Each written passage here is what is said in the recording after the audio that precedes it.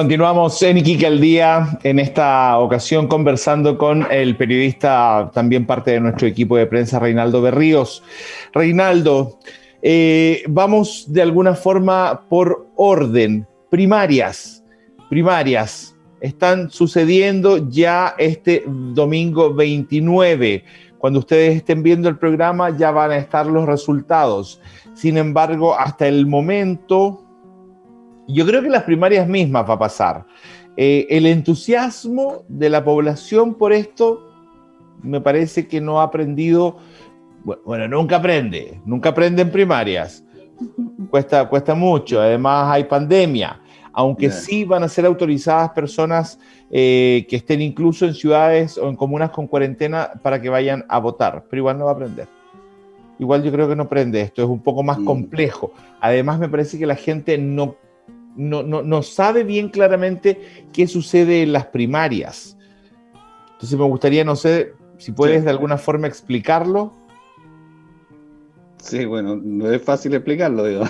Lo que pasa es que tal como tú señalas, la gente en general, digamos, tiene esta tirria con los políticos, con esta desafección por la política. Por lo tanto, yo creo que ve pocas noticias de política, lee muy poco de política. Entonces, malamente se van a informar que efectivamente hay primaria, que por primera vez, ¿cierto?, se va a elegir a gobernadores, en este caso a candidatos a gobernadores regionales, que es lo que es esto, digamos, ¿cierto? Vienen a reemplazar a los intendentes en una nueva institucionalidad que tiene el país, ¿cierto?, que se va a incorporar a contar del próximo año. También se vota por alcaldes, y no se vota por todo, digamos, se vota por algunos pactos. En el fondo, ¿cierto?, lo importante es que algunos partidos políticos han querido definir a sus candidatos y para ello le piden al CERVEL, ¿cierto?, que organice estas primarias. Entonces, tenemos algunos candidatos de algunos partidos y algunos bastante desconocidos, digamos, en términos de opinión pública, y otros que creen ser conocidos, como algunos consejeros regionales, por ejemplo. Yo le pregunto a cualquier hijo vecino, mire, por el nombre de Pedro, Juan o Diego, y no tienen idea. Digo, son consejeros regionales, no tienen idea. ¿Y qué es lo que hacen los consejeros? Lo mismo los regionales, sí. Claro, es lo mismo que los concejales, o son los concejales, y ellos trabajan con el alcalde. No trabajan con el alcalde. Entonces, oye, es verdad. Yo creo que desgraciadamente, ¿cierto?, la falta de difusión o a lo mejor de alguna campaña publicitaria que de alguna manera haya motivado a la población. Yo creo que el universo electoral son 220.000 personas en nuestra región. Yo dificulto que vayan a ir a votar, no sé, 20.000, 30.000, no creo que más, digamos, como el 10%. No, mucho menos, muchísimo menos. Si en las primarias anteriores, yo lo dije en todos los medios de comunicación, más saludo cumpleaños tuve yo que votante. Sí. Entonces, ¿qué legitimidad puede tener una persona, cierto, que el universo son 220.000 electores y saca 500 votos? O sea, tal como tú dices, en un colegio, digamos, el presidente del centro de padres tiene más votos, digamos. Oye, pero bueno, en todo caso, esto está pasando domingo 29 de noviembre, en donde usted puede ir a elegir a quién quiere que lo represente en las elecciones reales para gobernador regional y para alcalde. Que van a ser el 11 de abril. El 11 de abril ahí ya... 11 de abril. Ahí van los candidatos y ahí se elige. Oye, un tema importante, a propósito de esto, antes de que pases al otro tema, es que los discursos de los candidatos, digamos, yo tuve, cierto, que haciendo una nota, digamos, donde vi todas las propuestas de ellos, en fin, de los distintos programas que hicimos, muchas entrevistas que hiciste tú también, y en general, digamos, yo diría que todo el mundo con el mismo discurso de siempre, o sea, mejor educación, mejor salud, más deporte, más seguridad, pero nada concreto, digamos, o sea, muy pocas cosas que realmente motiven a la gente a decir, oye, a ver, usted está hablando de mayor seguridad, pero a ver, dígame cómo, digamos, ¿cómo? ¿De qué se trata esto? O mejor educación, pero ¿de qué se trata lo que usted me está diciendo? Entonces, en términos generales, la mayoría, no digo todos, pero la mayoría, con un discurso bien trasnochado, digamos, que yo creo que no motiva a nadie. Bien trasnochado, qué buena fórmula. Sí. Bien trasnochado, una buena forma de decir, lo que sucede. Oye, bueno, y lo otro, el tema del 10%, un tema que también está todo Chile pendiente de eso, que ha sido una voltereta de propuestas y de cosas que si lo propuso Pamela Giles, no. Si lo propuso Piñera, otro sector dice no. Finalmente el de Pamela Giles avanzaba como avión, pero cuando Piñera propuso esto, se bajó el de Pamela Giles porque lo metió al Tribunal Constitucional y finalmente los de derecha que iban a votar por el de Pamela Giles pensaron, y si voto ahí y el voto se pierde porque el Tribunal Constitucional lo objeta, mejor me voy por el de Piñera, que le tengo que hacer algunos arreglos y nadie lo va a objetar.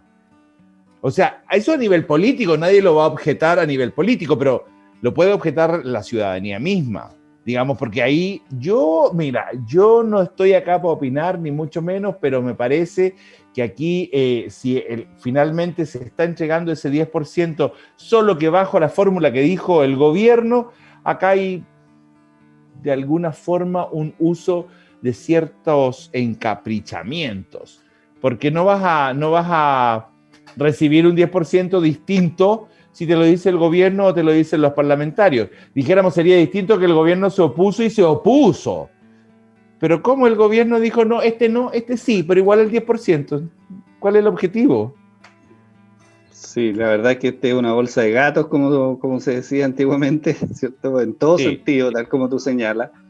Pero, en definitiva, bueno, el gobierno llegó tarde con una propuesta, ¿cierto? Eso a ojos vistas, después de que se planteó el segundo retiro, en los mismos términos que había sido el primero, con una amplia, ¿cierto?, aprobación de la ciudadanía, con un alto también aprobación de la Cámara de Diputados. Recordemos que votaron 130 diputados a favor del proyecto, o sea, prácticamente esta era una locomotora que venía, y de repente al gobierno se le ocurrió la brillante idea, ¿cierto?, de hacer una propuesta que en principio era un poco distinta, y que obligó o de alguna manera, ¿cierto?, hizo que sus parlamentarios, los díscolos entre comillas, que estaban votando en el Senado por el proyecto, ¿cierto?, por el segundo retiro, claro, en el fondo, como dicen en el campo, recularon, ¿cierto?, como dice el Watson, claro. y dijeron no, saben que mejor no vamos a votar por ese, mejor votamos por el del gobierno.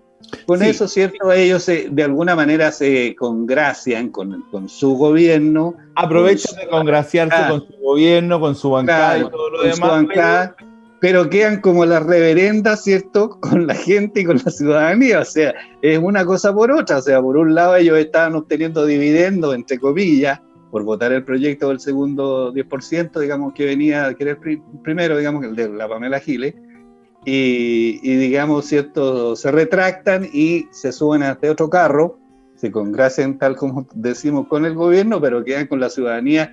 No sé si la gente les va a dar el voto en realidad una vez que vayan a la reelección y se acuerden de estos entuertos. En términos concretos, el proyecto del gobierno, ¿cierto?, también le pegaron su modificada ahí en las comisiones, y al final va a salir prácticamente igual al otro, salvo que los sueldos altos van a tener que pagar impuestos, digamos. Oye, pero hasta el momento los sueldos altos empiezan de 700 y eso no sé si es tan alto. Sí, bueno, ahí hay un tema, ¿cierto?, que yo creo que todavía no está zanjado porque todavía queda un par de vueltas. O sea, pero tú ni saquí el 10%, porque con el sueldo tuyo la mitad se quedará adentro, que es de la mitad se va a ir en impuestos. Exactamente, tú ni te acerquís a la FP porque con toda la plata que tenés, pero bueno. Sí, pero realmente, mira, aquí hay otro par de cosas que yo creo que hay que mirar así con un poco, no con la calentura del minuto, digamos. Uh-huh. Primero, que la gente quiere tener su plata, digamos, porque le han dicho, durante 30 años le están diciendo que esa plata es tuya, digamos, que la plata que está ahí es tuya, que te la retiraron, ¿cierto?, todos los meses de tu sueldo, que tú la pusiste ahí, y bueno, tú dices, si es mía, pásenmela, porque yo quiero ver qué hago con ella, que es absolutamente legítimo. O sea, una persona, ponte tú, que de repente, no sé, 4 millones de pesos le pueden servir para iniciar una pyme, que en este minuto está sin pega, o sea, es un salvavidas, porque ¿quién te va a prestar 4 millones de pesos si tú estás sin pega? A ver claro, si un banco te abre la puerta siquiera, digamos, porque ni siquiera te van a abrir la puerta, o sea, el gallo a la entrar al banco te va a decir fuera, digamos. Entonces, es absolutamente legítimo que la gente quiera usar su dinero, ¿cierto?, para lo que estime, digamos, si quiere, no sé, comprarse un plasma o renovar el auto, bueno, es problema de cada uno, digamos. Pero ahí hay un tema de hasta dónde, cuando se habla de un fondo solidario, de que mi plata, ¿cierto?, sirva para la pensión de otras personas, hasta dónde eso podría, digamos, ser viable a futuro, digamos, cuando está tan, ¿cierto?, centrado en cada uno el tema de los fondos de pensiones.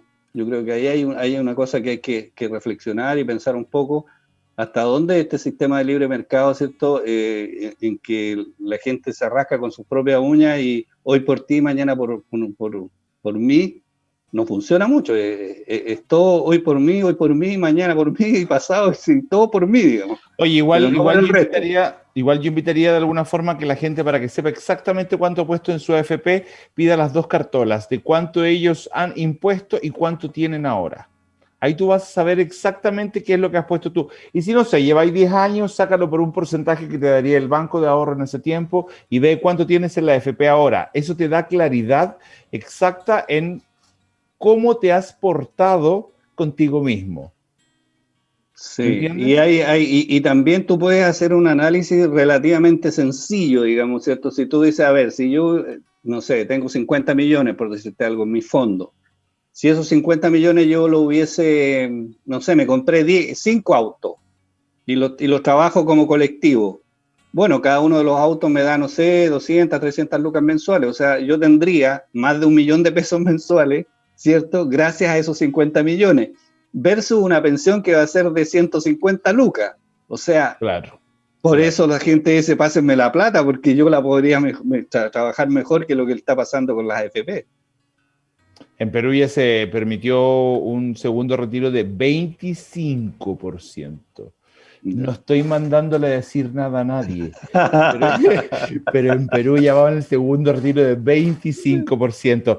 Reinaldo, y ya para poder concluir en esta parte contigo, Iquique, el aniversario de nuestra querida ciudad, 141 años que se han conmemorado de una manera muy simple, muy de bajo perfil por el tema de la pandemia. De hecho, intenté en la municipalidad varias veces decir, van a hacer algo para informar, y me decían que no. Hubo una remada de personas que van en paddle y personas que van en kayak. Yo estoy haciendo como la obra de teatro, así y así.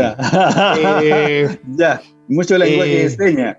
Claro, desde el puerto hasta Cabancha. Pero esa fue la única celebración que estuve viendo, y por ahí estuvimos entrevistando a Damián Ló como historiador, la persona que hizo la remada, el profesor Cordero, y entre todos coinciden que acá hay una suerte de conmemoración porque fue la primera municipalidad iquiqueña en Chile, digamos, ya no con la administración peruana, pero no era municipalidad, es consejo municipal que se daba en esa época, en donde finalmente lo integraron personas que no eran de Iquique.